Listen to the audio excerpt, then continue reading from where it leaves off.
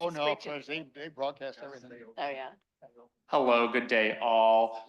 I want to thank you all for joining on this Wednesday gathering as we can celebrate and spend some time with the book Furthering Interfaith Biblical Scholarship, which was edited by CTS graduate Doreen McFarland, who's joining us online. I'm so grateful for her for bringing together this incredible group of CTS folks and scholars that we might discuss this book today. And so without much more waiting, I want to turn it over to Dr. Susan Thistlethwaite, who is going to offer us our centering moment.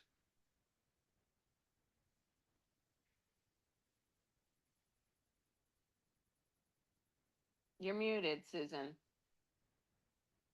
I'll start over. Thank you, Rachel. Right after 9/11, Dow and I invited area clergy to come to CTS and try to figure out what to say. In the same way, I wrote this morning, and then Kim said, well, somebody's sick, so will you say it at this event? And I am glad to do it. This is a prayer for difficult times. Holy One, give us the wisdom to speak to these times with courage and compassion. Many are hearing words and threats of action that denigrate their very existence or menace their work and safety. We must find the courage to speak out and say aloud and wholly no to such words and actions. I pray that I and others can dig down into our souls and bring up exquisite clarity so that others may hear they are loved and cared for as essential parts of society. Where there is threat, let us be a bulwark of protection. Where there is hate, let us rebuke it and speak and act in love. Where there is injustice, let us work to restore justice. Where there is malice, let us have the courage to name it and rebuke it. And in all things, may we be guided by the words and actions of Jesus, that we not merely speak of love and justice, but demonstrate it by our actions, despite the risk. Amen.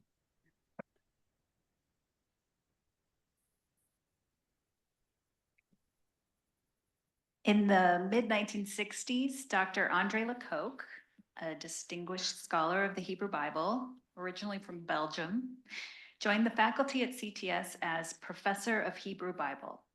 He founded a doctoral program in comparative religious studies known as the Center for Jewish Christian Studies.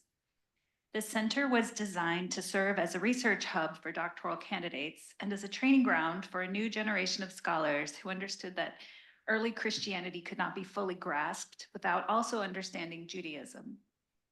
It also became a venue for public conferences. Dr. LaCocque frequently co-taught with Rabbi Herman Schalman, a respected religious leader and activist in Chicago, helping to instill the belief that religious leaders must be knowledgeable about traditions beyond their own into the very fabric of what we do at CTS. Later, Dr. LaCocque broadened the scope of the Center for Jewish Christian Studies to incorporate Islamic scholarship, organizing the first national conference on women and Islam, featuring prominent Muslim scholars. This evolution led to the creation of the Center for Jewish, Christian, and Islamic Studies, or JCIS, one of the nation's pioneering centers focused on fostering interreligious dialogue among the Abrahamic faiths. Dr. LaCocque retired in 1996, but continued to contribute to CTS and beyond for many years. Today, the work of the JCIS is carried on by CTS's Interreligious Institute, which has expanded its focus to include interreligious dialogue across all spiritual perspectives. We at CTS owe much to the work of Dr. LaCocque. We are grateful to the scholars who are here today to share their work that honors his legacy. Thanks. Can everyone hear me if I just speak this way? Great. Welcome to everyone on Celebrate a Good Thing in a time that's difficult. All right. So I thought I would name that. You need me to hold the mic? Thank you. So I arrived at CTS in 1996, which meant that I was arriving as Dr. Andre LaCocque was officially retiring, although it always feels funny to use the word retiring for Andre's activity starting in 1996 because he was extremely productive as a writer in the years that followed. But one of the opportunities that gave me was that I was able to work with a few of the students who had already been working with Andre when I got here. Some of whom are here in the room. I also had the opportunity to think at the time about the fact that Andre's innovative work on women and the Hebrew Bible, which is one of the things that I wrote about in my contribution to this book, was surely at least in part a response to his years of working with women students at CTS and watching them as they engage their denominations, they're moved into their ministries and so forth. One of those students who I had the pleasure of meeting early on was Dr. Doreen McFarland, who conceptualized and edited the book that we're here to discuss today. I'm going to go ahead and introduce Doreen, let her speak a little bit about the book, and then after that, I'll introduce the other folks who are going to have a conversation today. Doreen is an ordained Lutheran minister who earned her PhD at Chicago Theological Seminary, working with Andre, among others.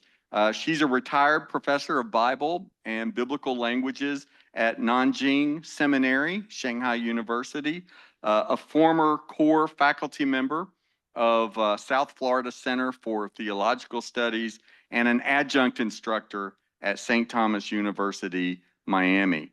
In addition to editing the volume that we're here to discuss, she contributed an essay to it titled Wedded to Power, Two Biblical Women Married to Kings.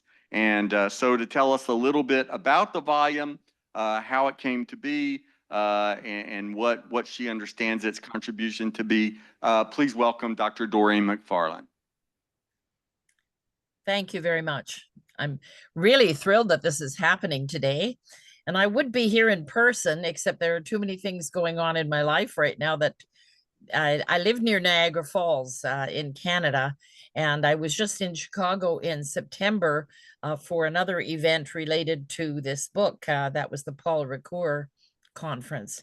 So it just was impossible. So here I am, larger than life for you who are there in the room. And that's the room I was in, so I remember it. I'm feeling at home. About the book, I don't know why I hadn't thought of it sooner, but when I found out that Andre had passed away, and then I happened to attend the international SBL event in Salzburg, Austria in 2022, and gave a talk there. And I was just thinking about these, so many wonderful things I had learned from Andre.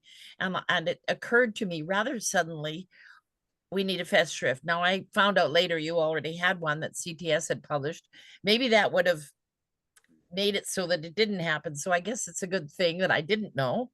I'm trying to get a copy of that still. So if anybody has one they're willing to let go of, I'll pay big bucks for it. Anyway, I decided to do a Festschrift, and I was at the airport heading home. I fortunately was with a friend who kept telling me while I was on my telephone trying to get a hold of Andre's family to see if they would approve this. She said, Doreen, if you don't get on the plane right now, we're going to miss it. So I put it away for an hour or so and got back to it. And his family was greatly thrilled about it. So I went ahead. The next thing I had to do was find the people who were going to contribute. And I'd like to say that I would like to say that I chose them all from CTS intentionally, but actually I was looking for the best people, and it just turned out and that's a good thing, that there were so many of you from CTS. So that was a very good thing, because I know Andre would have been thrilled about that. So then I had to go ahead and find a publisher, and had 2 or 3 that were interested when I was in San Diego at the SBL meeting. And so Whipfenstock sounded like the best one. And some publishers require a little bit of money not up front, but before the thing comes out. I guess that's up front. And I was willing to pay it, but I thought it would be nice if we could get help. And fortunately and blessedly, we got the funds from the Herman Schulman Foundation, thanks to Rachel Mikva and Kim and other people that were involved. So it did not get in the book because I was rushing them with the book, and they published the book just before we got the money. So somehow it didn't get in the book. So I would like to, and we did mention this at the last meeting as well, how grateful we are to the Reuben Schulman Foundation for giving us this. And also it means a lot to us just because it's they who did it. So I thank them for that. So we went ahead and found the most wonderful contributors, and everyone wrote everything in a timely manner. And I learned how to be an editor very quickly because Whipfenstock has a lot of rules. And I was grateful. I'm grateful when I have an opportunity to learn something new. And so now I know how to do it. And that's very exciting. There are 12 contributors altogether, including myself. And the topics are feminism, of course, law, and various things about the law. Craig Musin, who's with you today, has written something that has become, it was timely at the time, but now it's even more so with the new president, because he's writing about immigration and comparing it to Andre's book, A Trial of Innocence. It's just fabulous. There are also Jewish Christian comparisons, and there's a wonderful poem by Dow Edgerton, which I just am thrilled with. Ken Stone wrote about gender and animality. We have Andre's relationship with Paul Ricoeur, which was very deep. So we have 3 people who have written about that. And the meaning of work was because of Andre's last book, which is on the topic of labor. And Ishaya Gruber and Bo Myung Xiao both wrote about the issues related to work. Rachel's contribution is just fabulous. It is about a Jewish person attending a Christian sermon, and she picked a particular topic, and how a Jewish person hears what the Christian is saying. Even if the Christian tries to make it right, it doesn't always come out as well as they think. And I'm preaching every Sunday now, so I'm dealing with this, and I really appreciate what she wrote, and so that's wonderful. And she's also been helpful to me in many other ways. I think that's all I have to say, and when we have questions, I can answer them. Thank you. Anyway, thank you for being here. Thank you for doing this. And I'm really hoping that the book will really get out a lot, because this is a very exciting book. It turned out to be, as all of you who participated probably can see. So here it is. Thank you. Thank you, Doreen. And I do have the pleasure of being up here with 4 of the contributors, and I'm going to introduce them one at a time and let them speak for a few minutes about their contribution. And then at the end, we'll have some time, hopefully, for some conversation questions. And we're going to start with Rabbi Dr. Rachel Mikva, who is the Herman Schulman Professor of Jewish Studies and Senior Faculty Fellow of the Interreligious Institute here at CTS. Rabbi Schulman was, of course, as Dean Vogt mentioned, a close personal friend and colleague of Andre's, which Rachel also became. over the years. And her chapter in the volume we're celebrating today is titled, "Imagine I Am Sitting There, an Interreligious Perspective on Matthew 23. Thanks, Ken. Rabbi Edwards, if we'd known you'd be here, we'd have a sixth chair. There's another contributor to the book who also had the wonderful opportunity to work and learn with Andre. So this essay I contributed recounts my experience, as Doreen said, sitting in a church when the lectionary included Matthew 23. And, woe to you, scribes and Pharisees. The pastor was very careful to redirect the chastisement to her own Christian community. How are we closing off others from the kingdom of heaven? Do we pay attention to the technical requirements and miss the deeper significance of our faith? Are we Christian only on the outside and just making a show of piety? But I'm sitting there as a rabbi, a spiritual, biological, and intellectual descendant of the Pharisees. And so the words still cut deeply. They are looking in the mirror to see how faith gets distorted, but I'm still reflected on the other side. And I also worried that it fed old tropes, old not helpful tropes of Jewish legalism. The book of Matthew advocates both the letter of the law and its spirit, but later Christian interpretation, of course, rendered Torah observance obsolete. And so I sat there wondering if these folks could appreciate that my ritual observance enlarges my ethical and spiritual capacities, doesn't obscure them. Do they meet God in the details of how we eat and talk and make love and labor and rest and do business, or do they think God has no business there? So it's a vibrant, progressive church, and I was glad that the text was not used to vilify Jews and Judaism, but it rendered me invisible. And that's when I thought of Andre. When I arrived at CTS in 2009, I took him to lunch. After all, he had been the one to first invite Rabbi Shulman to come and teach. Their friendship was key to establishing the Herman Shulman Chair in Jewish Studies, and he founded the Center for Jewish, Christian, and Islamic Studies. So I had a lot to learn. It had gone quiet after his retirement, but we were about to revive it. So at lunch, I learned his biography, right?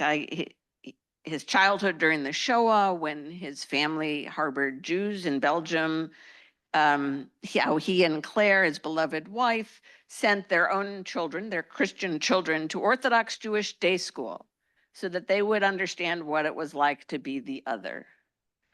They never forgot how easy it is to use religion as a tool for division and demonization. So still, he did say something. I mean, I'm sitting there in awe of this man, but he said something that really bugged me. He said that the key reason Christian seminary students need to learn about Judaism is to understand their theological and historical roots. And I said, but Andre, doesn't that erase Jews and Judaism today? Isn't that a good reason to understand it? Because it's a living faith? And I worried that it erased us as subjects and turned us into objects of Christian study to advance formation. My fears were unfounded because, of course, he did both, right? So he was instrumental in helping CTS to become one of the first Christian theological schools to emphasize Jesus as a Jew and to highlight ways in which the New Testament reflects Jewish controversies. And as a scholar of Hebrew Bible, which is his specialty, which he called the Prime Testament, he continually challenged structural supersession in the way that Christian commentators read the dual canon. But he also created this doctoral program that brought the first non-Christians to study at CTS, a model of the transformative power of learning with religious others, not only about them. And it blazed the trail for the cutting edge and transformative work in interreligious engagement that we do today. So I'll stop there. Thank you. Next, we have Dr. Bum-Young So, who is Professor of Theology and Cultural Criticism at Chicago Theological Seminary. Dr. So is also an alumnus of our PhD program and another former student of Andre's. And his chapter in the volume is titled The Dialectic of Praxis and the Theology of Work. Yes, thank you so much. It's good to be here and take this time to reminisce and pay tribute to my teacher, Dr. André LaCocque. It's a good opportunity for me. I first met Professor LaCocque in 1992-ish, I think. And I think it was in the presence of the philosopher who, in a way, drew me to Chicago back in the late 80s. That's Paul Ricoeur, and I think it was when André LaCocque invited Ricoeur to give a talk at CTS. So I came to CTS building to listen to Ricoeur's lecture. And the reputation of LaCocque predated at that time for me, because I had, for the past at least few years, knew about LaCocque primarily as an interlocutor, friend, colleague to Paul Ricoeur. And so once I became a student at CTS for MDiv and PhD, LaCocque was along with, he was a co-advisor for me, along with Professor Ted Jennings, and until LaCocque passed away. And I still, of course, vividly remember LaCocque family's hospitality to me and to all the students, particularly international students. And it's something that I just cannot forget, and something that I try to emulate, never to my satisfaction. And one of my highlights being in classroom at CTS was participating in a seminar co-taught by André LaCocque and Rabbi Shalman. And I just cannot forget the sense that I get throughout the term, throughout the semester, in a couple of different courses, that I was in the presence of two people who were very, very wise. And it wasn't just their scholarship, it wasn't just their knowledge, but somehow I get the sense that these are wise men. So once, and I also remember one of the last things before LaCocque passed away, that one thing that we were talking about was somehow my going to France to have an audience with another philosopher, that be Emmanuel Levinas, and it didn't quite work. And just before I was to bring the issue up again, Levinas passed away. So I remember all, those things are, something that I always remember in relationship to my time learning from Professor LaCocque. So when I was asked to contribute an essay to this Festschrift, I said yes without fully knowing what I was getting myself into, not being a scholar, not being a Bible scholar, or Hebrew Bible scholar. And then I was looking through LaCocque's books, this, that, others.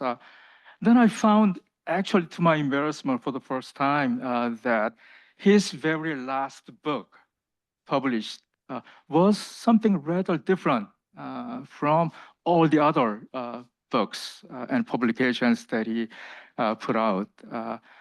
I felt that it was more philosophical than any other books of his.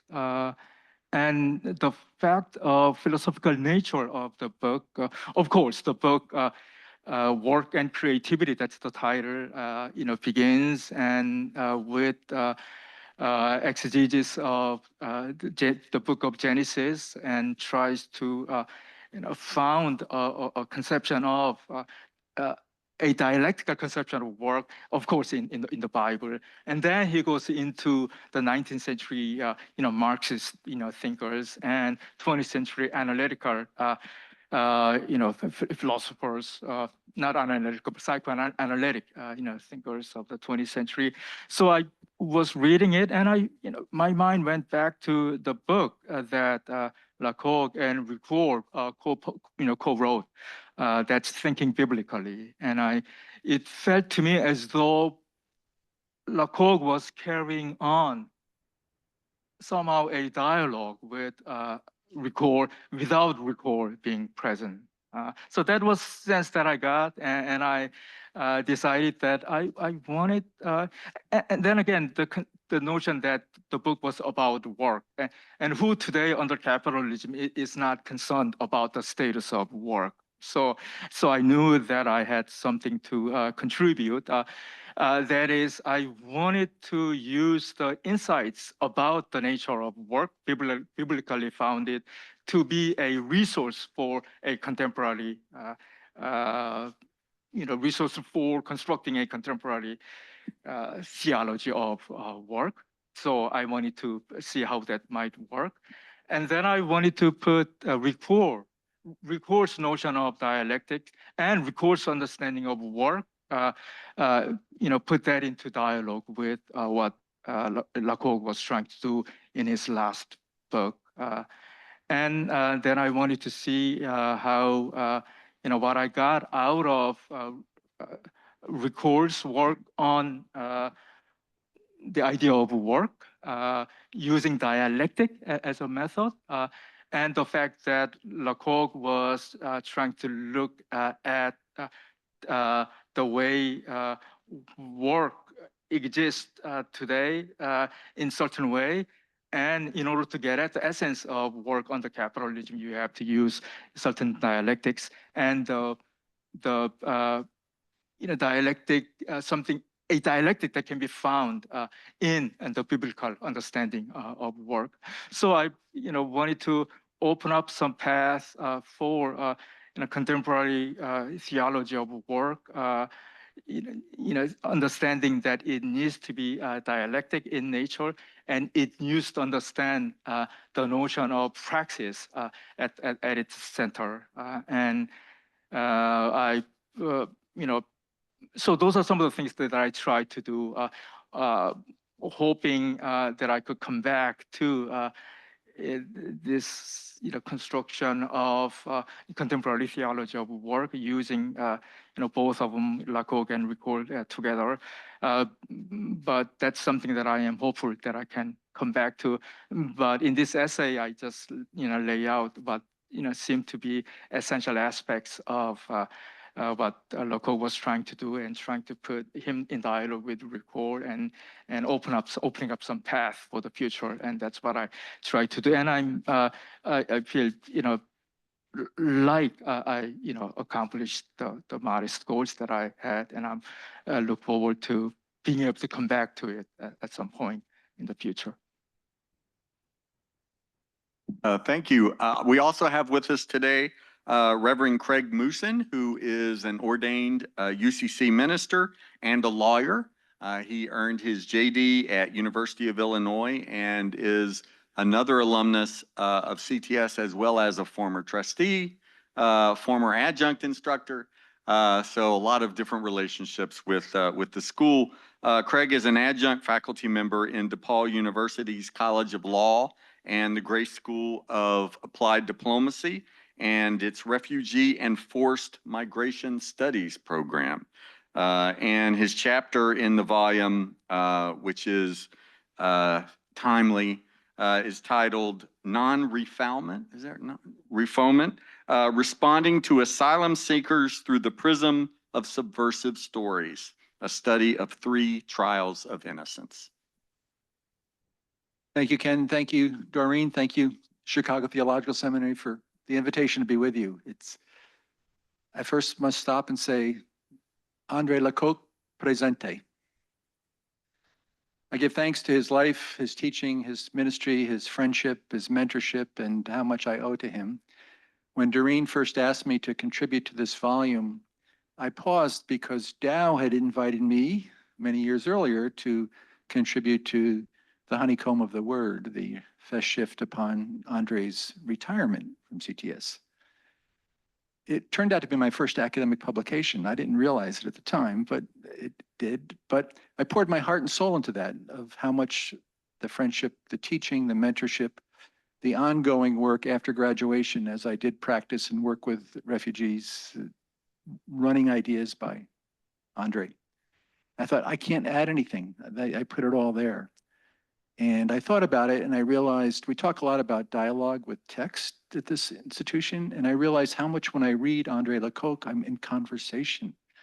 His voice, he's at the table at lunch with me or in the classroom or in his office.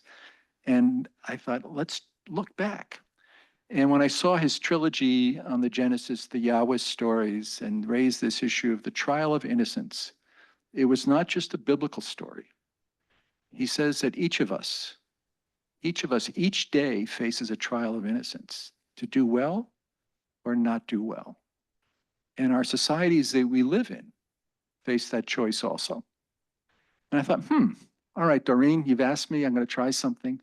And I started going back and rereading much of his work and found how much of his work talks about the subversive stories in the Bible, many of them by women, about women, written by women, perhaps, as he's argued in some cases, stand in opposition, but also I think what Rabbi Mikva talked about, that debate within a faith tradition, the debates about the best and who we are in these faith traditions. So I posed these three trials of innocence. I've represented hundreds of asylum seekers over the many years since I came to CTS. The first one was a national one, where the Western world failed to save those who lost their lives in the Holocaust. We knew about the concentration camps, we knew about the laws, we knew about the horror, and we chose not to. We turned ships around like the St. Louis and sent them back to Europe with 700 European Jews.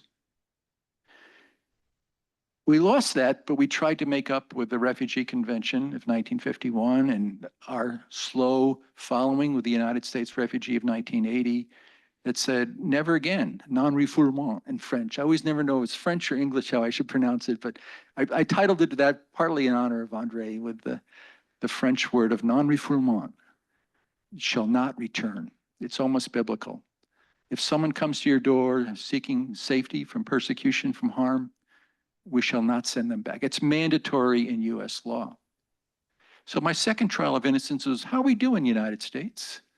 1980, 2025, we've had this law in the books. Many thousands, perhaps millions have received asylum.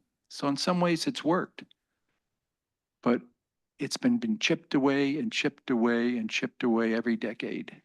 And then as we were writing this in 2023 and 24, we saw what happened under the previous administration of this Republican president.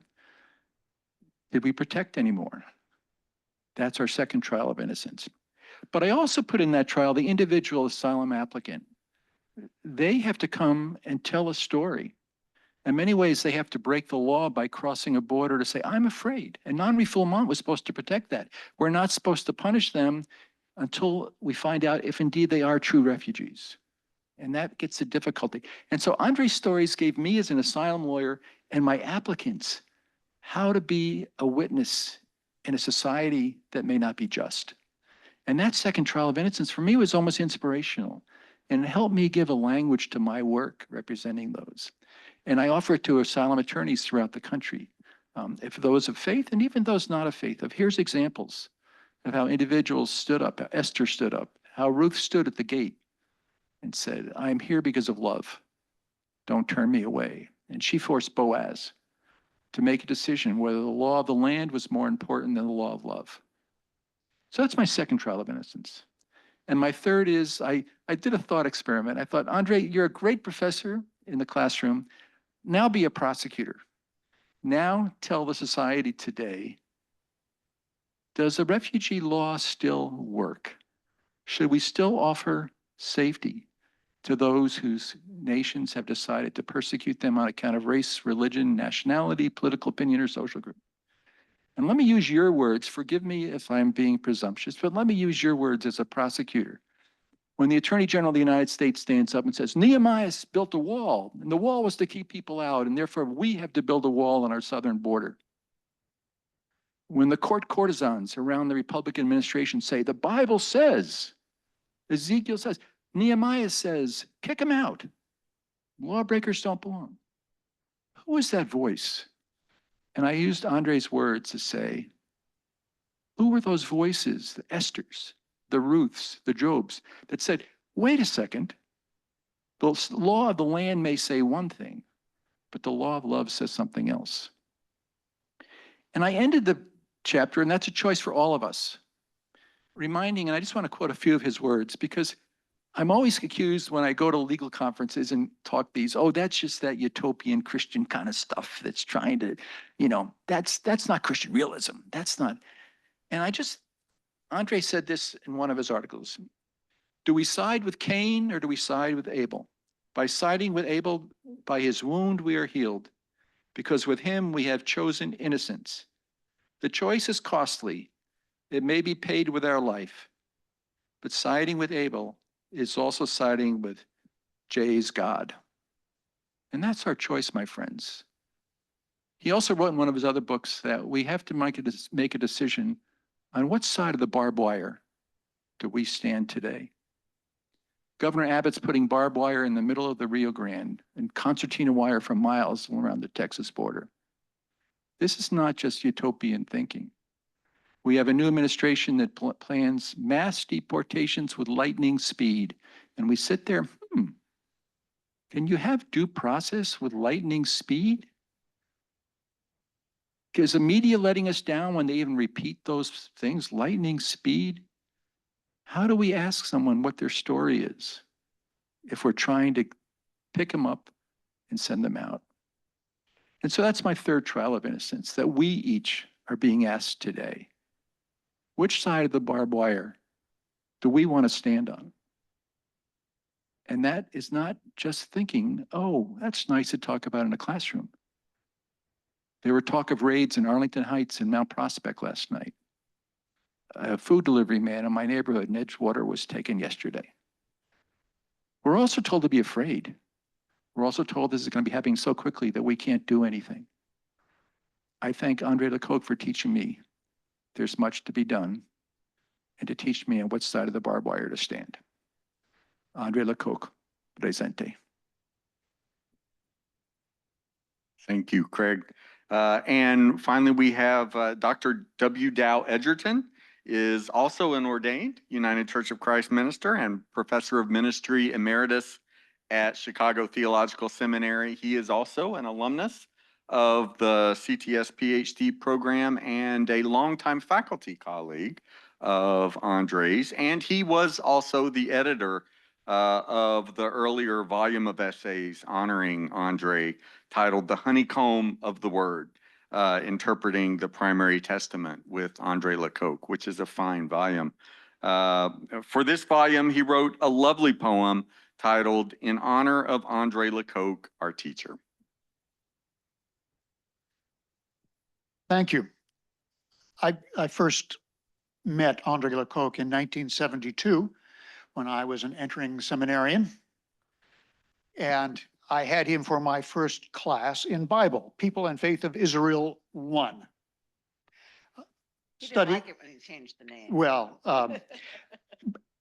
People and Faith of Israel 1, which was indeed a class in what he called the prime testament. My experience with Andre as a teacher has shaped my entire life.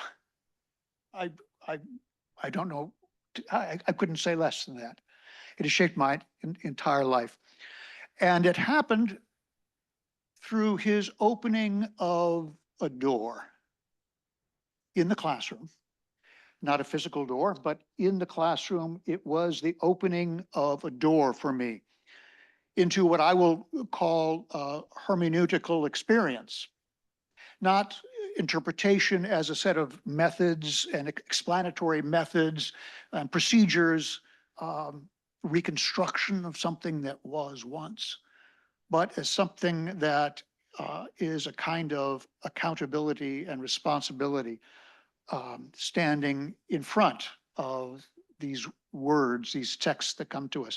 So he opened this door to what I would call hermeneutical experience, to what you could call hermeneutical spirituality, what you could call hermeneutical vocation. And that became for me the very center of my theological life, became and remained. And my center of my vocation as a pastor and as a preacher and as a teacher. That's a lot of work for somebody to have done, for somebody else, My contribution to this volume is the shortest by far. It's about 1 page. It is a poem, which is a kind of reverie toward that originating scene, if I could borrow language from Gaston Bachelard. It's kind of a reverie toward that originating scene, that transformative scene.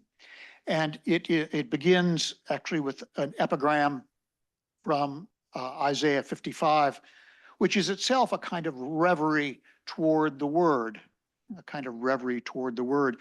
And the epigram is, "Ho, everyone who thirsts, come to the waters, and those who have no money, come, buy and eat. Come, buy wine and milk without money and without price." So in honor of Andre LaCocque, our teacher. An ordinary classroom on an ordinary day. A ring of tables, students, a teacher. In front of each student, a book waiting. In front of the teacher, the same book. He opens the book, lightly touches the page and withdraws his hand. Although he knows the words by heart, he will read them aloud because reading matters. Although we could read for ourselves, we will listen because listening matters. Everyone is listening, even the teacher who reads. Who knows what word will pronounce itself? And if we listen, perhaps we will actually hear. There, in an ordinary classroom, on an ordinary day. There, in an ordinary classroom, on an ordinary day. Through the page, a door opens. And beyond the door, the word swirling and falling, thirsty earth quenched by rain and snow. Beyond the door, wine and milk, seed for the sower, bread for the eater, more than enough, and even more. Hills and mountains singing, trees of the field clapping their hands in joy, in peace. There, through the page, beyond the open door, the beginning of the world and the world to come. There, here. So in honor of Andre LaCocque, our teacher. Thank you for that. We have a few minutes for questions, comments, and I don't want to put him right on the spot first, but I'm going to let Rabbi Dr. Larry Edwards know that I'm going to give him an opportunity as another contributor who's here to say or ask something in a moment if he wishes, but to give him a chance to think about that. I'll see if anyone has a question or comment first.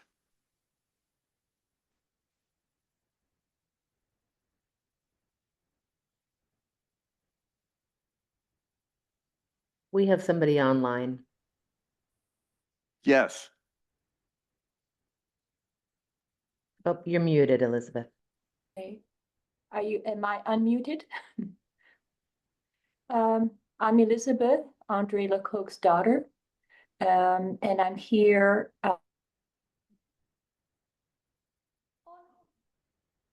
for my brothers as well. We're very touched and most grateful that the book is dedicated to us. What an incredible gift. I savored every essay, including those poem.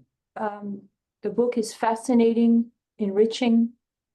It's a collection of superbly written research and commentaries. While reading the book, I kept thinking of the nobility with which it honors our Father by nature of its depth and creativity. Our Father would have been moved, deeply interested, and honestly inspired by your contributions. Truthfully, I was in awe. I enjoyed every page. I didn't get to reread it. I wanted to before today, but I remember and I took many notes. And thank you from the bottom of our hearts for this incredible piece of study that you've all done. And I'm honored to be here. I'm sorry my brothers couldn't make it. And Doe, I remember you in 1972 in our home. It's like yesterday, but we're rather older now, much older. So anyway, thank you very much. Thank you very much for being here, honoring us with your presence. Larry, did you have anything? Thanks. Yeah, it was a great honor for me to be included. When Doreen contacted me, I was surprised and said, I don't know if I come up with something new, but there's something I've been working on since it began in my dissertation here, but still trying to get it into shape. So that's what went in. But by the time I came to CTS to do graduate work, Andre had retired. He wasn't teaching classes anymore, but I had met him a couple of times before that. I had invited him to Cornell University when I was the campus rabbi there to preach at Sage Chapel. And I had met with him when I was doing some sabbatical research on Jewish studies in Christian seminaries. And he then invited me to speak to one of his classes on Psalms. So I remember that. But I do remember this conversation at Eduardo's Pizza on 57th Street, where I think others probably have heard this story too, and part of it was alluded to, but he told me that,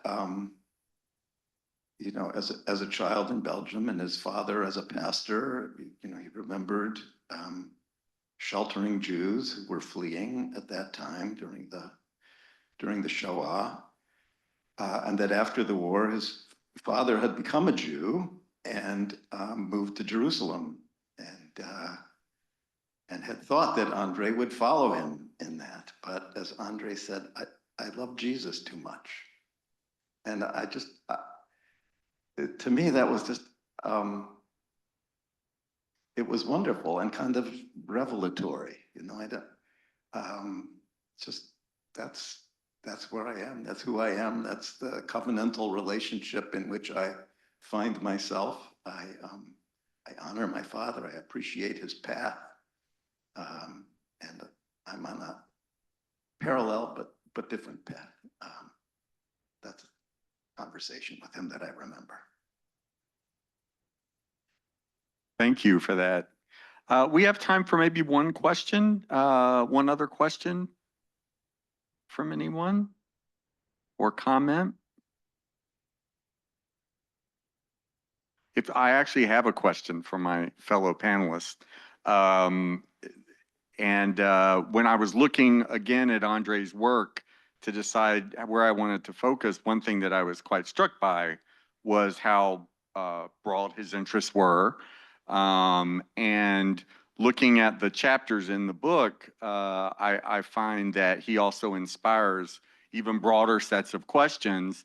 And so thinking about that characteristic of Andre's life and his work in relation to especially thinking about Craig's essay and the timeliness of addressing questions of migrants and so forth. I wonder if any of you have any thoughts about Andre, especially as a guide in difficult times, such as we may be in now.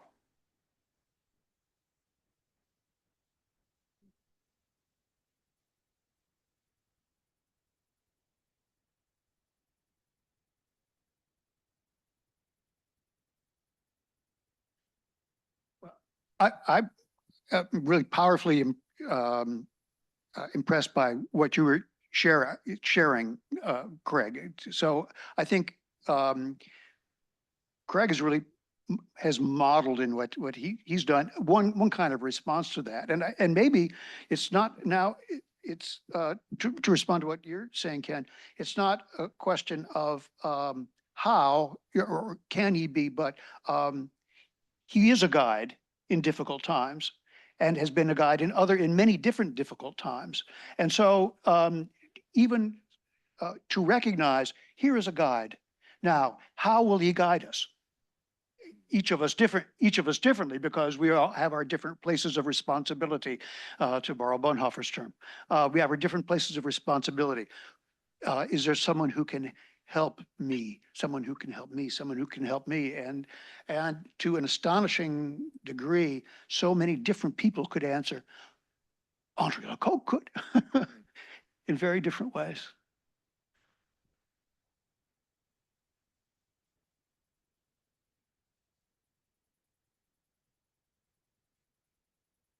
I loved his curiosity and humor and kindness.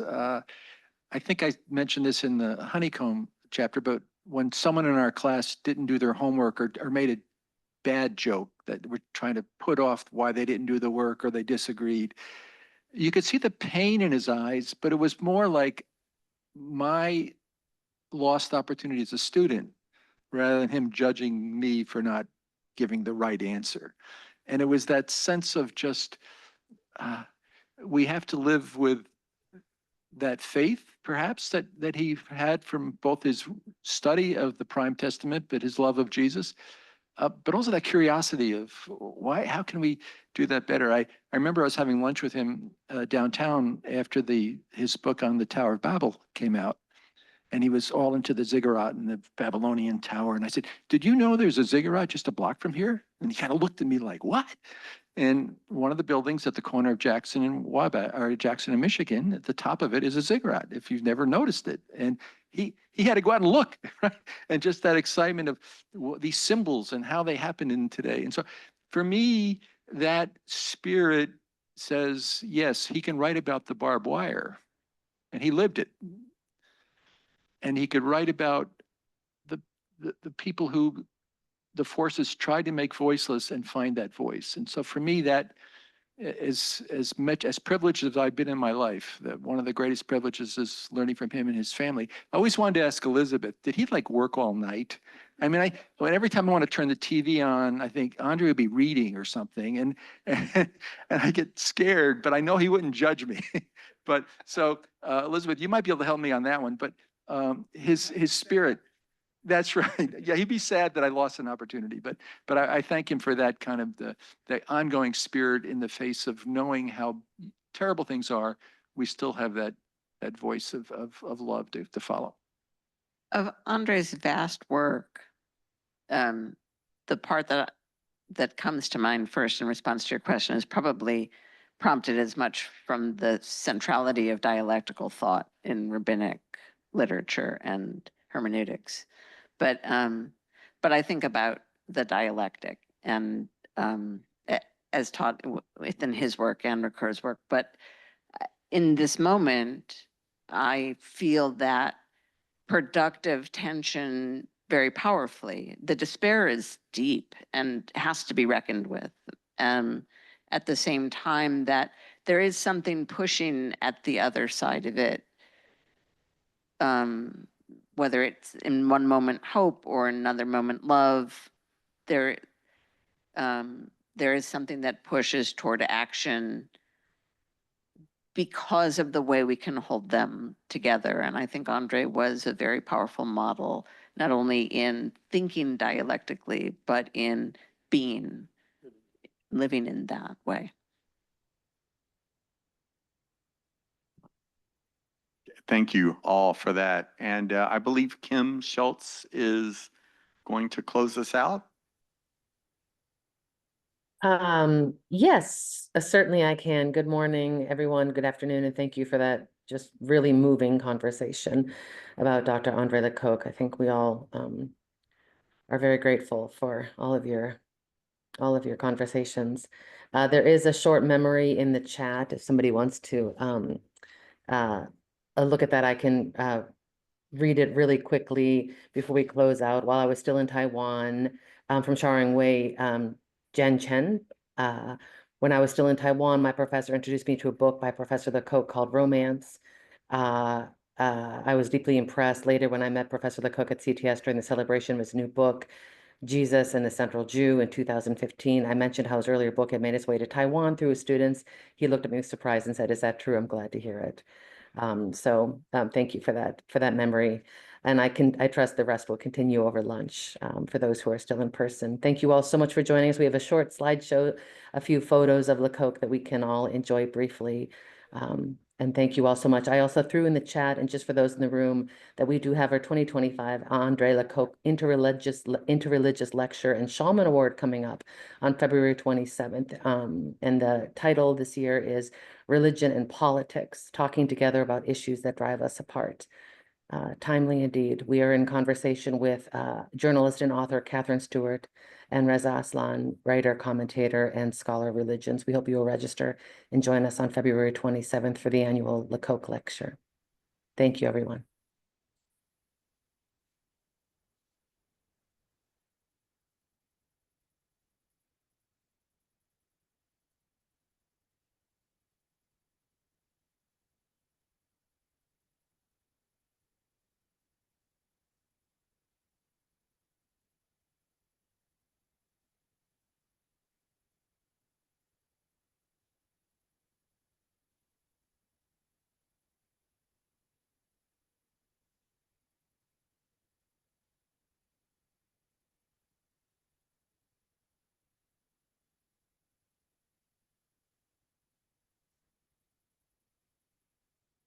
Thank you all for coming.